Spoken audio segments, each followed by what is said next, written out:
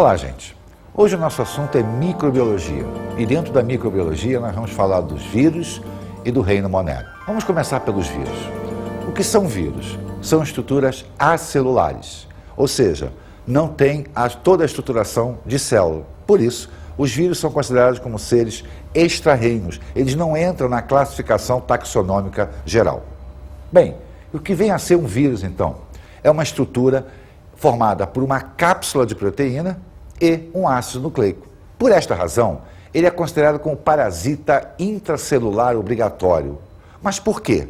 Porque como ele não tem nenhuma estrutura que possa desenvolver a atividade metabólica para ele, ele é obrigado a infectar uma célula para que essas funções sejam exercidas pelo maquinário celular.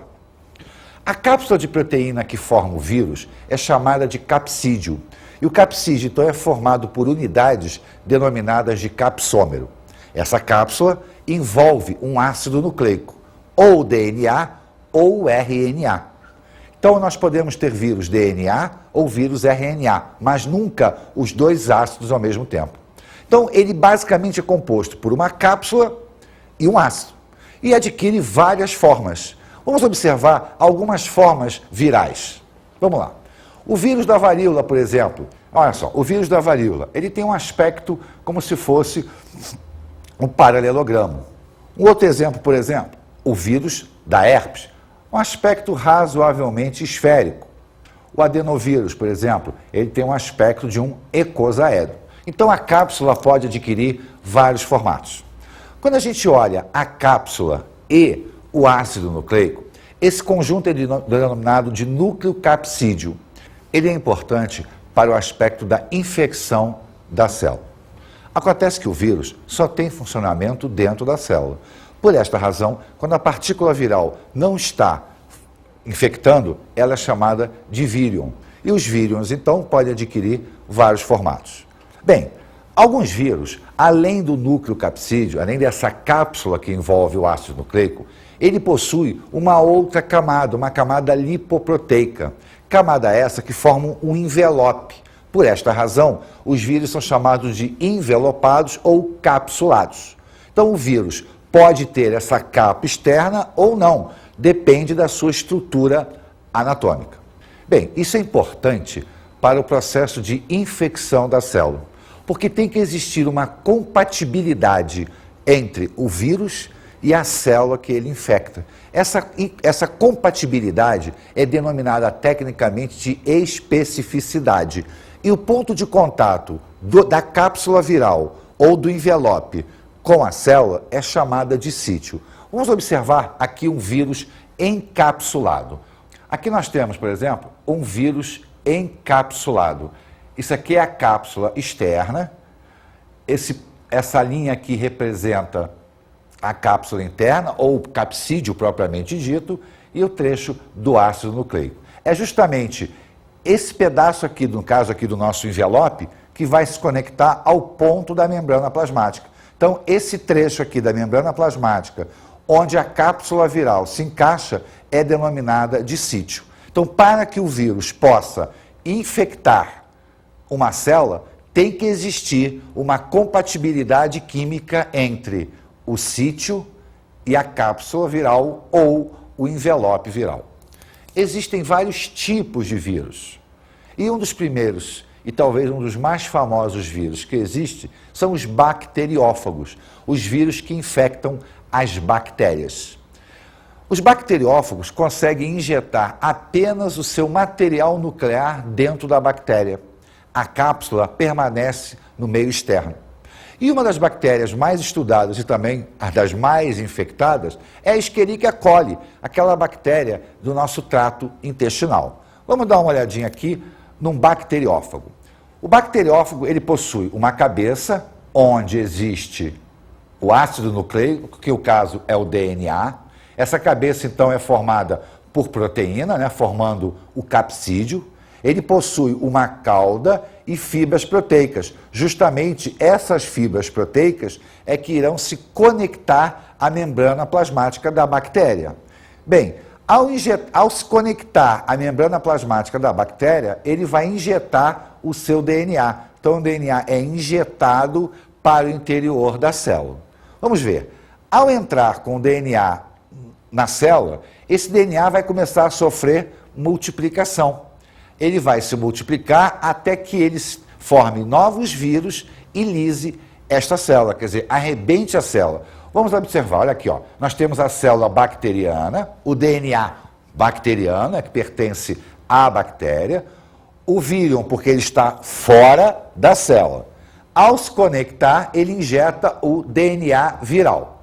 Injetando o DNA viral, esse DNA viral vai assumir o comando da bactéria.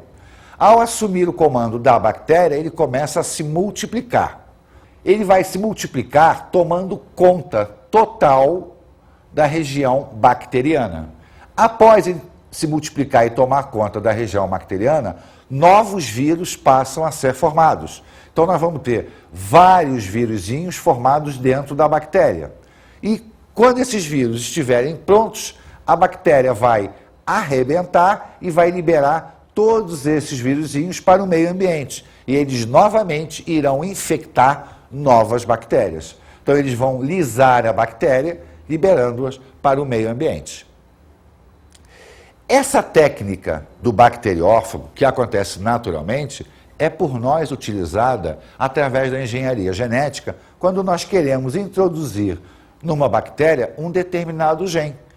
Cria-se um bacteriófago em laboratório e substitui-se o DNA dele pelo DNA que nós queremos injetar na bactéria. Dessa maneira, a bactéria recebe o gene que nós queremos e passa a trabalhar com aquele gene. É uma das técnicas também utilizadas na engenharia genética. Bem, existem outros vírus. Vírus de origem animal, vírus de origem vegetal, que é o que nós vamos começar a ver agora, os vírus de origem animal. Os vírus animais têm uma característica um pouco diferente do bacteriófago. Ele, na realidade, penetra totalmente dentro da célula, entre a cápsula e o DNA. Quando esse vírus é capsulado, que ele tem aquela capa de lipoproteica, esse envelope se liga à membrana plasmática da célula e a cápsula mais o DNA penetra dentro da célula. Acontece o seguinte, lembra que vírus pode ser DNA ou RNA. E ao penetrar dentro da célula, dependendo se o vírus é DNA ou RNA, ele vai ter um comportamento diferente. Independente disso, existem os chamados ciclos virais. O ciclo viral de um vírus DNA e o ciclo viral de um vírus RNA. O primeiro ciclo é chamado de lisogênico. O ciclo lisogênico é aquele que o material do vírus penetra na célula, principalmente um vírus DNA, e ele se liga ao DNA da célula, sem fazer absolutamente nada. Ele vai permanecer em estado latente dentro da célula. Se esta célula se multiplicar, o vírus se multiplica junto, sem provocar absolutamente nada na célula. Porém, ele pode sair do ciclo lisogênico e passar para o ciclo lítico, onde aí sim ele vai começar a se multiplicar dentro da célula para formar novos vírus e depois liberar. Vamos acompanhar o ciclo lítico de um vírus DNA.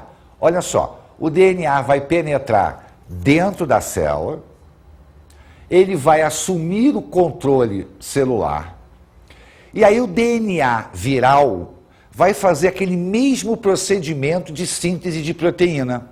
O DNA viral sintetiza um RNA viral que vai montar uma proteína viral. Essa proteína viral vai formar a cápsula do vírus. O DNA se autoduplica. Então nós teremos vários DNAs virais se autoduplicando. A partir daí, a cápsula mais o DNA se forma, gera o vírus, esse vírus lisa a célula e vai para o meio ambiente. Encontrando uma outra célula, ele se liga à membrana plasmática da célula, infecta ela e recomeça todo o processo.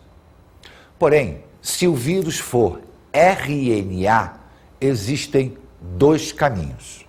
O caminho lítico igual ou pelo menos semelhante ao caminho do DNA, ou um caminho bem próprio de um grupamento viral chamado de retrovírus. Se for um vírus RNA simples, esse RNA vai duplicar, vai sintetizar a proteína e vai formar novos vírus. Se for um vírus RNA do grupo dos retrovírus, como é o caso do vírus da AIDS, ele tem que carregar junto com ele uma enzima. Essa enzima é denominada de transcriptase reversa. A finalidade dela é montar um DNA viral. E esse DNA viral, então, passa a produzir o RNA viral, que é o próprio vírus, que monta a sua cápsula de proteína. Então, o vírus RNA pode ter dois caminhos. Ele pode se multiplicar diretamente, ou ele pode ter que montar um DNA viral, e esse DNA viral, então, refaz todo o ciclo. Monta o vírus, que monta a cápsula, lisa a célula e é liberado para o meio ambiente. Vamos ver agora algumas doenças virais. A primeira doença que nós vamos falar é a raiva. A raiva é transmitida por gotículas de saliva para qualquer mamífero, de qualquer mamífero. Então é uma doença característica dos mamíferos. E para o homem ela é extremamente perigosa, porque ela vai provocar paralisia da musculatura respiratória. Ela provoca parada cardíaca e parada respiratória. E a profilaxia é a vacinação, principalmente dos animais muito próximos da gente, como cães e gatos.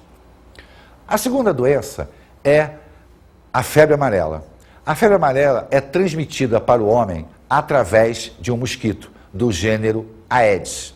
A febre amarela provoca lesões hepáticas, renais, que se não tratadas, pelo menos se não cuidados nesse início do ciclo, pode provocar a morte. A febre amarela também tem vacina, então a medida profilática para ela é a vacinação. A terceira é a poliomielite. A poliomielite é transmitida de pessoa a pessoa através de gotículas de saliva. E é interessante porque a poliomielite hoje basicamente está considerando erradicada no nosso país. Isso por quê? Graças às campanhas de vacinação das crianças de 0 a 5 anos de idade. A poliomielite, o vírus da poliomielite, faz um bloqueio da inervação motora, o que normalmente faz paralisia de membros inferiores. Mas ele pode atacar também nervos cranianos, o que pode provocar a paralisia facial e até respiratória. A nossa quarta doença é a gripe, talvez a mais difundida virose entre os seres humanos. Ela é provocada por um vírus que se aloja no sistema respiratório, provocando cansaço, dores no corpo e problemas de origem nasais e pulmonares também. O problema da gripe está na abertura que ela faz do nosso sistema imunológico por provocar deficiência imunológica, o que favorece a contaminação bacteriana. Por isso, muitas pessoas, às vezes, possuem bactérias no corpo que acabam provocando pneumonia. Lamentavelmente, o vírus da gripe é um vírus muito mutante, ele varia muito, ele troca muito a sua cápsula, o que faz com que a gente tenha constantemente que estar produzindo anticorpos no nosso organismo. Por isso, para algumas sorologias virais, já existe vacina, daquelas mais problemáticas, aquelas que podem provocar morte, inclusive, em crianças e pessoas de mais idade. A nossa quinta doença é a dengue. A dengue tem o mesmo vetor da febre amarela, ou seja, o mosquito do gênero Aedes. A sintomatologia da dengue é muito semelhante à da gripe, só que um pouco mais exacerbada e com agravante. As pessoas que já tiveram dengue podem se sensibilizar ao vírus, o que torna o sistema muito mais receptivo, provocando uma resposta anafilática, ou seja, como se fosse uma resposta alérgica, levando para o que a gente chama de dengue hemorrágica, por fragilidade capilar. Nesses casos, a dengue pode ser mortal. Lamentavelmente, não existe ainda vacina contra a dengue. Então, a profilaxia está sempre no controle do vetor, o controle do mosquito. O Ministério da Saúde exerce muitas campanhas justamente para prevenir a dengue quando nós estamos no verão, que é onde favorece a proliferação do vírus. Vamos escutar um trecho a respeito disso. A única maneira de evitar a dengue é não deixar o mosquito nascer. Para isso, é necessário acabar com os criadouros, lugares de nascimento e desenvolvimento do mosquito. Portanto, não deixe a água, mesmo limpa, ficar parada em qualquer tipo de recipiente.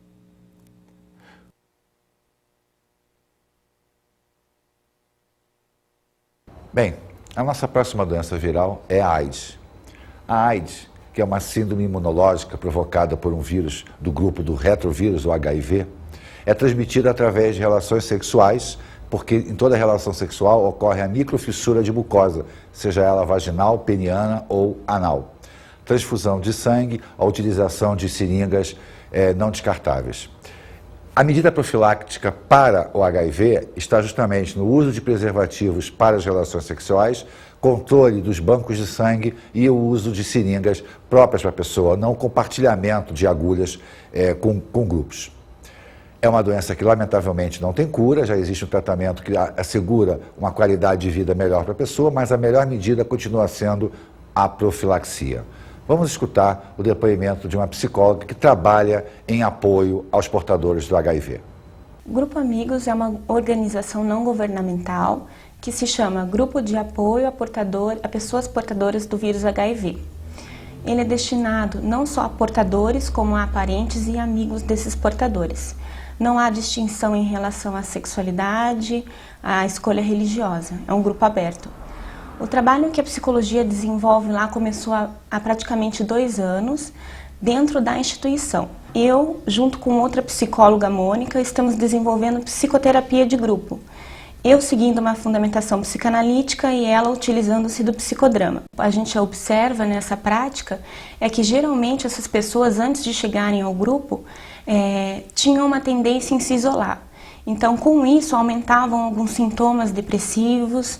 A pessoa não buscava essa inclusão, por agora ser uma pessoa marcada, uma pessoa diferente. E com o grupo a gente percebeu que essas pessoas começaram a se aproximar mais, a se relacionar com mais facilidade, não só com esses portadores, como também com outras pessoas, mas parece que o grupo serviu de modelo para que ele pudesse reestabelecer essas novas relações. Então, acho que o grupo tem um papel bem fundamental, até porque ali eles podem falar sobre esses sentimentos, sobre como é, de repente, ter o vírus HIV e lidar com isso. E o que eles relatam é que não teriam esse outro espaço se não fosse por meio do grupo. E assim, o que eu posso perceber em termos de desenvolvimento intrapessoal é que essas pessoas começam a ressignificar as suas vidas a partir do diagnóstico e aceitação do vírus HIV. Então é muito interessante porque eles passam a ter hábitos de vida muito mais sadios do que tinham antes da contaminação pelo vírus HIV. Isso é uma coisa que a gente verifica na maioria dessas pessoas que participam do grupo. Uma outra doença viral é o sarampo, que acomete muitas crianças. O sarampo se caracteriza pela transmissão por gotículas de saliva e tem um aspecto que todo mundo conhece, são aquelas manchas vermelhas no corpo, os chamados exantemas. Já existe vacina contra o sarampo, logo, a medida profilática para se evitar o sarampo é a vacinação. E a nossa última doença viral é a SARS, que é a Síndrome da Respiratória Aguda Grave. Ela é uma doença muito semelhante à gripe, só que 3, 4 vezes pior do que a gripe. Os sintomas são muito mais exacerbados, muito mais graves. O controle se dá exatamente como a gripe. Tratamento à base de medicação, muita hidratação e quando a pessoa apresenta dificuldade respiratória, ela tem que ir para o respirador artificial. É conhecida como pneumonia asiática porque se manifestou inicialmente na região da China, só que ela já se espalhou pelo mundo inteiro. Nós já encontramos os vírus em todas as partes do mundo e quando esse vírus é detectado no seu estado lítico, imediatamente os serviços de saúde tentam controlar para evitar uma epidemia em massa. Nosso próximo assunto é o reino Monera. O reino Monera se caracteriza pela presença das bactérias e das cianobactérias, também conhecida como cianofícias. Esses seres foram enquadrados no reino Monera por serem procariontes, ou seja, não apresentarem o núcleo individualizado. Vamos olhar inicialmente as bactérias, para depois nós falarmos das cianobactérias. O grupamento bacteriano atual é dividido em 2 grandes grupos, as arqueobactérias e as eubactérias. As arcobactérias são bactérias muito restritas. O grupamento bacteriano existente hoje é muito específico. São bactérias que vivem em situações extremas. As termoacidófilas, que vivem em regiões onde a temperatura pode atingir até 80 graus. O grande contingente bacteriano são das eubactérias. E as eubactérias apresentam uma morfologia muito semelhante entre si. Vamos observar essa morfologia bacteriana. Vamos lá. Bom, as bactérias possuem uma parede formada por peptidoglicano, que é uma associação entre o carboidrato, o açúcar e aminoácidos. Abaixo dessa parede nós vamos encontrar a membrana plasmática, como qualquer célula. A bactéria é uma célula procariota, então ela não tem individualização do núcleo, ou seja, ela não possui membrana nuclear. Logo, o seu material nuclear ele fica disperso no citoplasma, só que ele concentra-se numa determinada área, e essa área, então, é denominada de nucleóide. Como não possui membrana nuclear, a estrutura bacteriana não possui nenhum órgão formado por membrana. Então a bactéria não tem mitocôndria, não tem retículo endoplasmático, não tem complexo de Golgi, porque todas essas estruturas são membranosas, o que ela não possui. Porém, ela possui uma grande concentração de ribossomos, porque os ribossomos são responsáveis pela síntese de proteína. Junto à sua membrana plasmática, as bactérias possuem uma estrutura chamada de mesossomo, que para as bactérias aeróbias é extremamente importante para a produção de energia.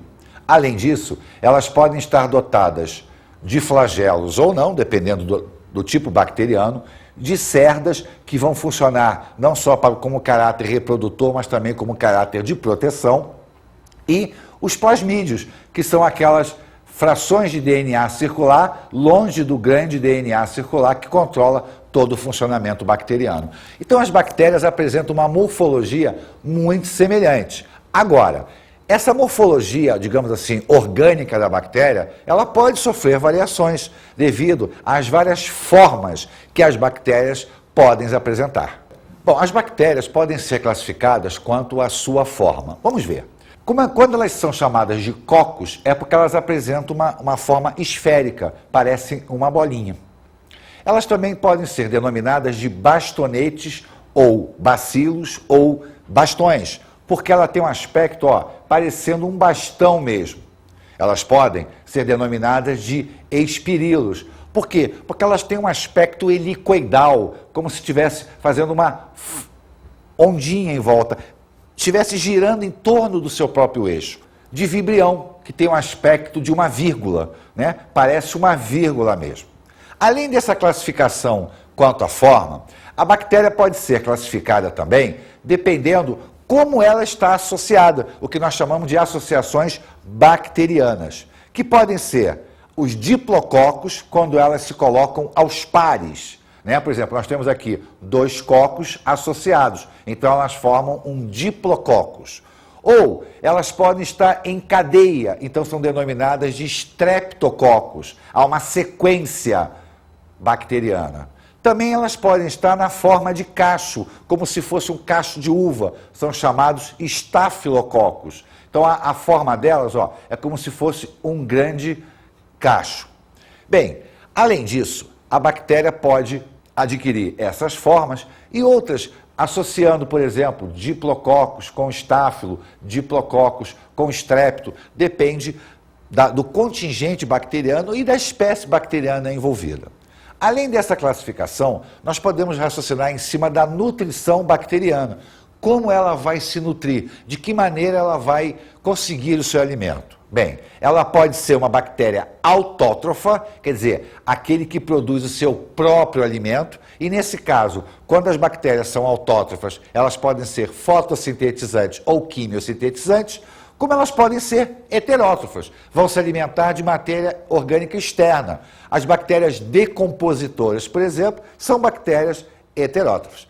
Mas se alimentar significa produzir energia. Como é que as bactérias, então, vão produzir energia? Através da respiração bacteriana. E, nesse caso, nós temos 3 classificações bacterianas.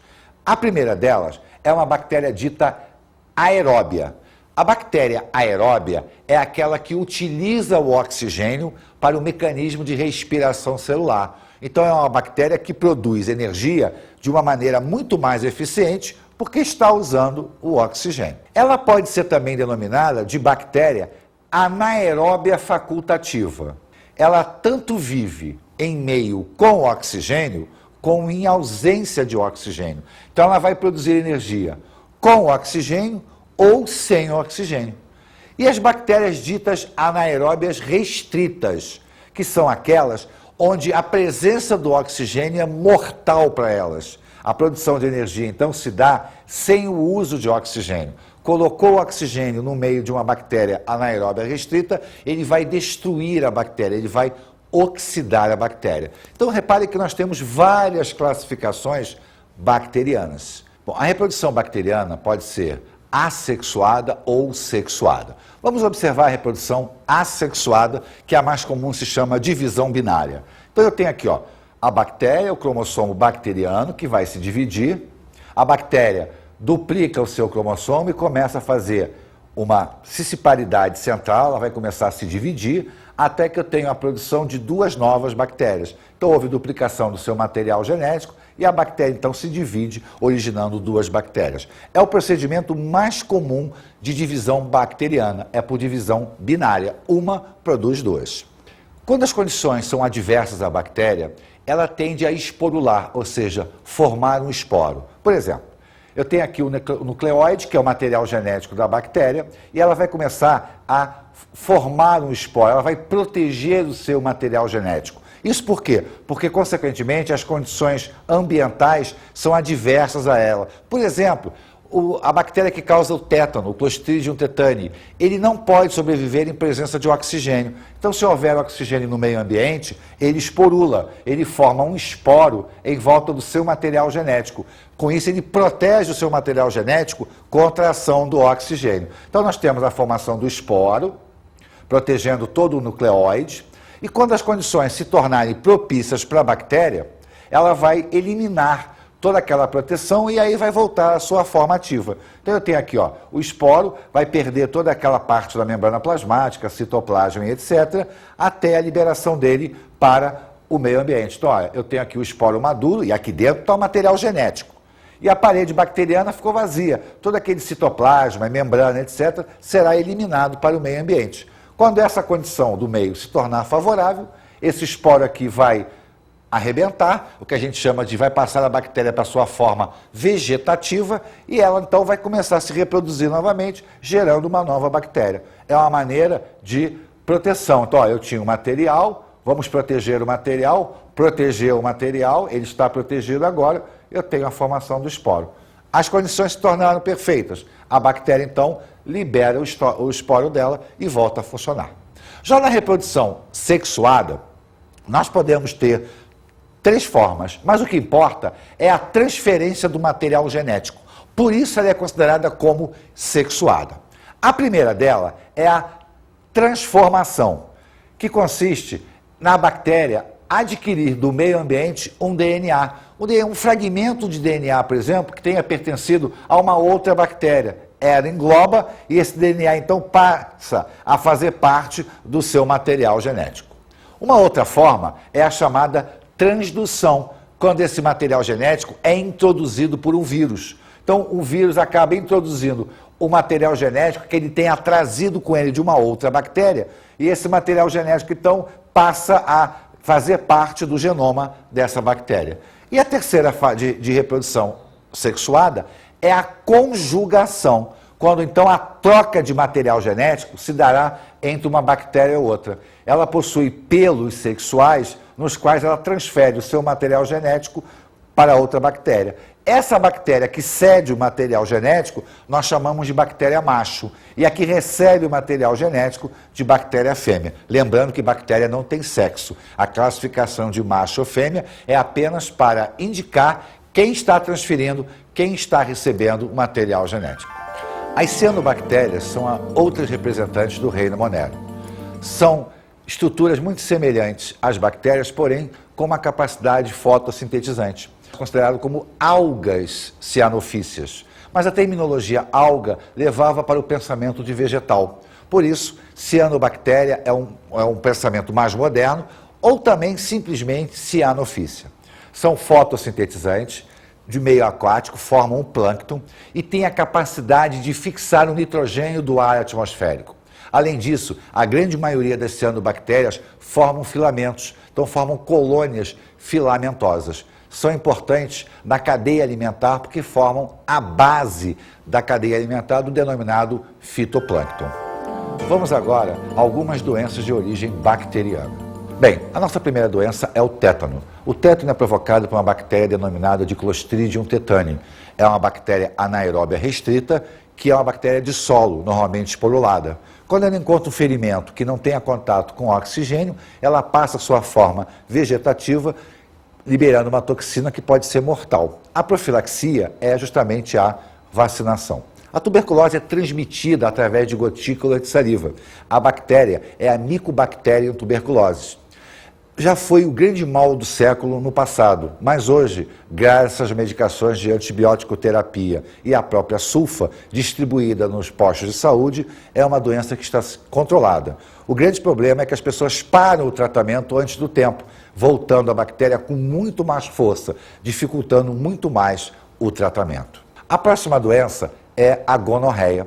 A gonorreia é uma DST, uma doença sexualmente transmissível. Ela é provocada por uma bactéria chamada de Neisseria gonorrhoeae, que se aloja tanto nas tubas uterinas quanto na uretra, na próstata e no canal deferente, podendo provocar a esterilidade caso não seja tratado, homens e mulheres. Mulheres portadoras de gonorreia que tenham crianças, filhos, em parto normal, podem provocar a cegueira, porque a criança, ao passar pelo canal vaginal, teria contato com a bactéria, ela infecta o globo ocular, podendo provocar a cegueira. Então, a medida profilática é justamente a utilização de preservativos e, no caso de contaminação, tratamento por antibiótico. A nossa próxima doença é justamente a sífilis, outra DST. Se é uma DST, a prevenção se dá através da utilização de preservativos, visto que é uma doença sexualmente transmissível. A bactéria se chama Treponema pallidum e a sífilis é uma doença de longo prazo. Ela tem 3 estágios, culminando no seu 3º estágio com lesões neurológicas, cardíacas ou hepáticas. A sífilis também pode ser transmitida por transfusão de sangue e a mãe para a criança, porque a bactéria é capaz de romper a barreira placentária, contaminando o feto. O cólera é uma doença provocada por uma bactéria chamada de Vibrio cholerae, que é transmitida pela água. E é uma bactéria que se aloja no trato intestinal da gente, provocando diarreias intensas, o que mata a pessoa por desidratação, caso ela não seja tratada. A profilaxia é justamente a utilização de água fervida ou filtrada. E se a pessoa está doente, o tratamento se dá por antibiótico. A nossa próxima doença é a meningite. A meningite é transmitida pelo ser humano através de gotícula de saliva. E a bactéria, a Neisseria meningitis, ela é uma bactéria que pode estar na garganta da pessoa. Ela pode viver na garganta da pessoa sem que se manifeste. Quando a pessoa fala, elimina a bactéria para o meio ambiente, e se uma pessoa se contaminar, uma pessoa sensível, a bactéria acaba afetando as meninges, que são membranas que revestem o sistema nervoso central, provocando um processo inflamatório. Existem vários tipos de meningite, umas de origem viral, outras de origem bacteriana, que é o que nós estamos vendo agora.